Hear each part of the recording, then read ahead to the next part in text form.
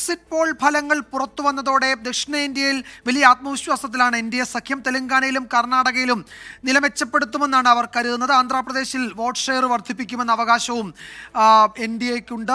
അതേസമയം രാജ്യം ആര് ഭരിക്കണമെന്ന് നിശ്ചയിക്കുന്നതിൽ നിർണായകമാണ് വടക്കേ ഇന്ത്യൻ സംസ്ഥാനങ്ങൾ. മേഖലയിൽ കഴിഞ്ഞ 2 തവണയിൽ ലഭിച്ച സർവാധിപത്യം നിലനിർത്തി ഹാട്രിക് വിജയമാണ് BJP ലക്ഷ്യം വയ്ക്കുന്നത്. എന്നാൽ ജാതി സെൻസസ് അടക്കമുള്ള വിഷയങ്ങൾ മുൻനിർത്തിയുള്ള തങ്ങളുടെ പ്രചാരണം BJP വോട്ടുകളിൽ ഇളക്കം തട്ടിച്ചു എന്നാണ് പ്രതിപക്ഷത്തിന്റെ വിലയിരുത്തൽ.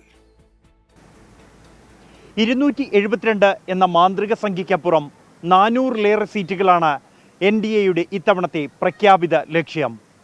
ഇന്ത്യ മുന്നണിക്കാകട്ടെ ഇത്തവണത്തേത് ജീവൻ മരണ പോരാട്ടമാണ്. 40% സീറ്റുകൾ ഉൾക്കൊള്ളുന്ന ഉത്തരേന്ത്യൻ മേഖലയിലെ നേട്ടം ഇരു മുന്നണികൾക്കും ഒരുപോലെ നിർണായകമാണ്.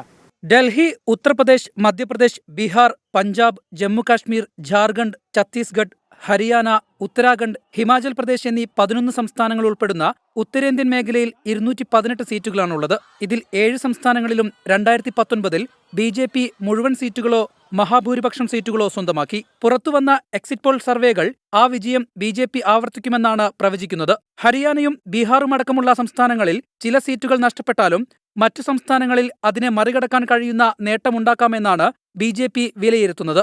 എക്സിറ്റ് പോൾ ഫലങ്ങളെ BJPയുടെ അജണ്ട എന്ന് വിശേഷിപ്പിക്കുന്ന ഇന്ത്യ മുന്നണി ഉത്തരേന്ത്യൻ സംസ്ഥാനങ്ങളിൽ BJPക്ക് നഷ്ടപ്പെടാൻ മാത്രമാണുള്ളതെന്നാണ് കണക്കുകൂട്ടുന്നത്. തൊഴിലില്ലായ്മ, അഗ്നിപഥ് പദ്ധതി എന്നിവയിലൂടെ ബീഹാർ, ഹരിയാന, UP, പഞ്ചാബ് സംസ്ഥാനങ്ങളിൽ യുവാക്കൾ BJPയോട് അകന്നെന്ന് ഇന്ത്യ മുന്നണി വിലയിരുത്തുന്നു.